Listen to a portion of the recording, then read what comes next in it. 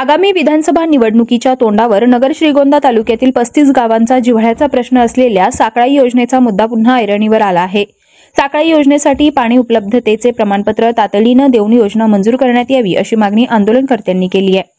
दरम्यान विधानसभा निवडणुकीच्या अगोदर साकळाई योजना मंजूर न झाल्यास नेत्यांना मतदारसंघात फिरू देणार नसल्याचा इशारा साकळाई कृती समितीचे अध्यक्ष बाबा महाराज झेंडे यांनी दिलाय। साकळाई योजनेसाठी पाणी उपलब्धतेचे प्रमाणपत्र देऊन तातडीनं योजना मार्गी लागावी यासाठी सरकारचं लक्ष वेधण्यासाठी साकळाई कृती समिती आणि शेतकऱ्यांनी बुधवारी नगर दौंड महामार्गावर चिखली येथे रास्ता रोको आंदोलन केलंय। यावेळी आंदोलनकर्त्यांनी सरकार विरोधात तीव्र भावना व्यक्त केल्यात। सुमारे 1.5 तास रास्ता रोको आंदोलन सुरू होतं, त्यामुळे दुतर्फा वाहनांच्या लांबच लांब रांगा लागल्या होत्या। आंदोलनामध्ये संदेश कारले, बाळासाहेब हराळ यांनी आक्रमक पवित्रा घेत सरकार विरोधात हल्लाबोल केला। आंदोलनाच्या पार्श्वभूमीवर पोलिसांचा मोठा फौजफाटा तैनात करण्यात आला होता। आंदोलनादरम्यान पोलीस आणि आंदोलकांमध्ये काही काळ तणाव निर्माण झाला होता। साकळाई कृती समितीच्या वतीनं जलसंपदा विभागाच्या अधिकाऱ्यांना निवेदन देण्यात आले। साकळाई पाणी उपलब्ध प्रमाणपत्र उपलब्ध न झाल्यामुळे या ठिकाणी संतप्त शेतकऱ्यांचा या ठिकाणी आज चिखली येथे रास्ता रोको झालेला आहे आणि पुढील काळामध्ये तो तातडीने मिळाल्यास एक प्रचंड मोठं आंदोलन पुन्हा उभारण्याचा निर्णय या ठिकाणी आंदोलनात या ठिकाणी घेतला गेलेला आहे। रेल्वे रोकोसारखा सुद्धा अत्यंत मोठा निर्णय या ठिकाणी होणार आहे आणि जर तातडीने हा निर्णय मार्गी लागला नाही तर येत्या विधानसभेमध्ये सरकारच्या वतीने जे उमेदवार असतील त्यांना आम्ही या भागामध्ये फिरू देणार। या ठिकाणी आम्हाला विद्यमान भारतीय जनता पार्टीच्या सरकारने आम्हाला आश्वासित केलं होतं, देवेंद्र फडणवीस साहेबांनी आम्हाला आश्वासित केलं होतं की कोणत्याही परिस्थितीमध्ये आम्ही साकळाई योजना मंजूर करू, पण त्यांनी हे काम पूर्ण केलेलं नाही। मुख्यमंत्र्यांचं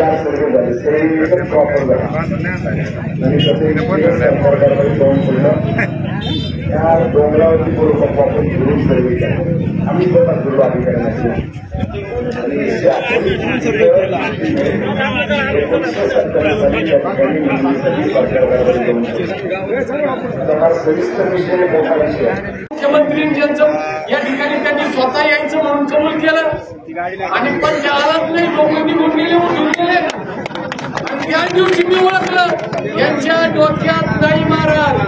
आता पीएसआय साहेब तुम्हाला हात जोडून विनंती आहे, 10 मिनिटांनी काही होणार नाही, परंतु तुम्हाला खरंच जर तुम्ही शेतकऱ्याचे पुत्र असले ना, कांद्याची परिस्थिती, दुधाची परिस्थिती, आमच्या पाण्याची परिस्थिती पाहिली, या लोकांच्या डोळ्यामध्ये पाणी यायला लागले। तुम्ही ह्या 10-5 मिनिटासाठी आम्ही तर आहोत ना, आता ऍम्ब्युलन्स आमच्या लोकांनी काढून दिले का? अभिनंदन तुमचं सगळ्यांचं। आम्ही अडवायला बसतोय लोकांना, आम्ही आमचा प्रश्न मांडायला बसतोय, महाराजांच्या पेक्षा तीव्र आंदोलन मला काय खूप मोठं भाषण करायचं नाही, ते साखळी झाली नव्हती तेव्हापासून मुलं पहिलं सांगतात तुम्हाला भाषण करायला सगळ्यांना खूप येतं, मोठ्या मोठ्या गोष्टी बोलायला खूप येतात, पण मला तुझं बोलायचं नाही। आता महाराजांनी, आमच्या झेंडे महाराजांनी बोलताना सांगितलं की तुमच्यावर आणि आमच्या बाळासाहेब यांनी सांगितलं नरगेंनी की नागोड्यांवर लोकांचा विश्वास आहे, तुम्ही खोटं बोलत नाही, म्हणून आम्ही तुम्हाला इथं थांबा म्हणतोय। तुम्ही तेवढा विश्वास जर माझ्यावर दाखवला तर मी 2-4 दिवसात आजीदारांची तुमची भेट घालून घेते, तुम्हाला तिथपर्यंत भेटायला नेते, कुठं असतील तिथं भेटू आणि आपण आपल्या मागण्या त्यांच्यापर्यंत मागू।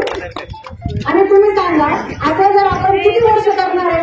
तुम्हाला पण लेकरं बाळ आहे, तुम्हाला पण घरदार आहे, आपण असं किती दिवस थांबवणार? आपली पुढची पिढी, आता बाळासाहेबांनी सांगितलं मी 65 वर्षाचं झालं, म्हणजे आपण आपल्या, आता तुम्ही तुमच्या लेकरांना सांगा साकाळी ते म्हातारे प्रयत्नच करायचं होतं आपल्याला। फक्त बोलण्यापेक्षा कृती आणणारे माणसं पाहिजेत। ही कृती समिती आहे तुमची, फक्त कृती ठेवू नका। कष्ट घेतले, आपण जर आपसात बांधत बसलो तर आपल्याच या सगळ्या गोष्टीचा फायदा सरकारने आणि वरिष्ठांनी घेतलेला आहे। आपल्याला आपसात बांधून आपली एनर्जी घालायची नाहीये, आपली एनर्जी आपल्याला तिकडे दाखवायची आहे।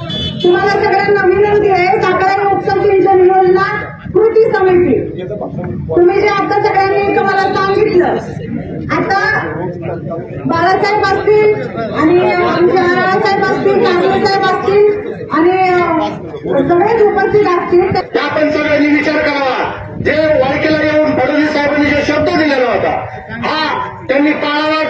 त्यांना एक विनंती आहे की या आंदोलनाच्या माध्यमातून आपण याचा बोध घ्यावा।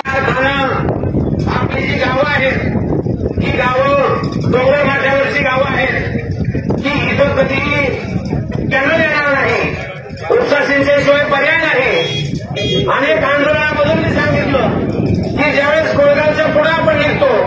कोळगावच्या पलीकडून कोकणीचा कर्ज तरमळायला गेला. आपण पुण्याहून शिरोळ मार्केटला लेडरला आलो तर कामरगावच्या घाटचवून वरती येतो. आपण घोडेगावकडून आलो, शेवगावकडून आलो, सगळीकडून आलो तर हा सगळा संपूर्ण मधला पठार भाग आहे. या पठार भागामध्ये ऊसा सिंचनाशिवाय पर्याय नाही आणि म्हणून महाराष्ट्रामध्ये अनेक ऊसा सिंचन योजना झालेल्या आहेत. मग ती सांगोल्याची गणपतराव देशमुखांनी केलेली योजना असेल, पुरंदरची दादा जाधवरावांनी केलेली योजना असेल, एकदा फडसेंनी केलेली योजना असेल, अनेक योजना महाराष्ट्रामध्ये झालेल्या आहेत. त्या तुलनेमध्ये आपली साखळी योजना अत्यंत लहान आहे. या योजनेसाठी 25 वर्षापूर्वी दिल्लीचं शासन होतं. आपल्या कोरेगावचे शिंदे हे जलसंपदा विभागात नोकरीला होते. त्यांच्या हातून अनेक योजना मार्गी लागल्या होत्या, पण त्यांनाही वाटायचं मी सर्व्हिस करतो जलसंपदा विभागामध्ये, आपल्या चिगरी कोरेगावला डोंगरावर पाणी आलं पाहिजे. ही मूळ संकल्पना जी काढली स्वर्गीय स्वपनराव शिंदे यांचं मी खऱ्या अर्थानं ऋण व्यक्त करतो. शेवटी सुरू करणारं कोणीतरी असावं लागतं. त्यांनी सुरू केलं, त्यावेळेस इस्टिमेट तयार झालं.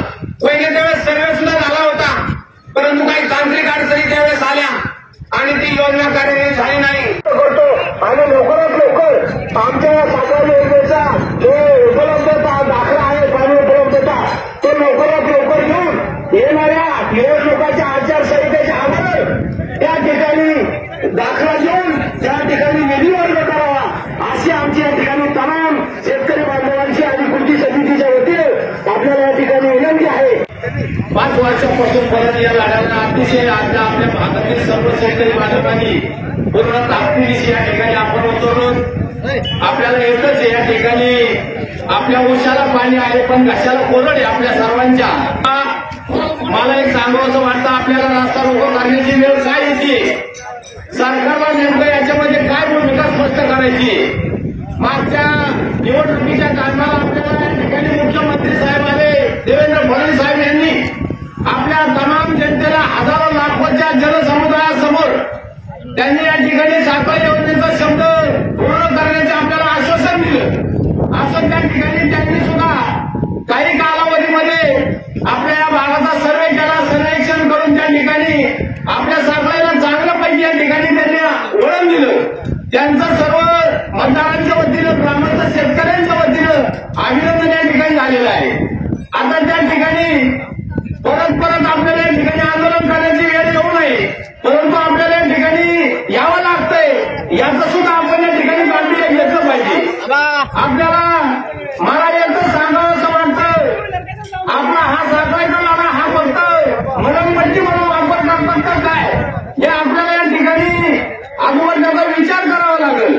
आपल्याला शब्द देतात, आपल्या मतावर निवडून येतात, आपल्या त्या ठिकाणी मतदान झाल्यानंतर पदाधिकारी आपली कुठली या ठिकाणी 100% अशी दखल घेतली जात नाही आणि गेली 25 वर्षापासूनची आपली खंत आहे. असं या ठिकाणी आपल्याला सर्वेक्षण झालेलं आहे. त्या ठिकाणी पूर्णपणे त्याला रक्कम किती लागते त्याचा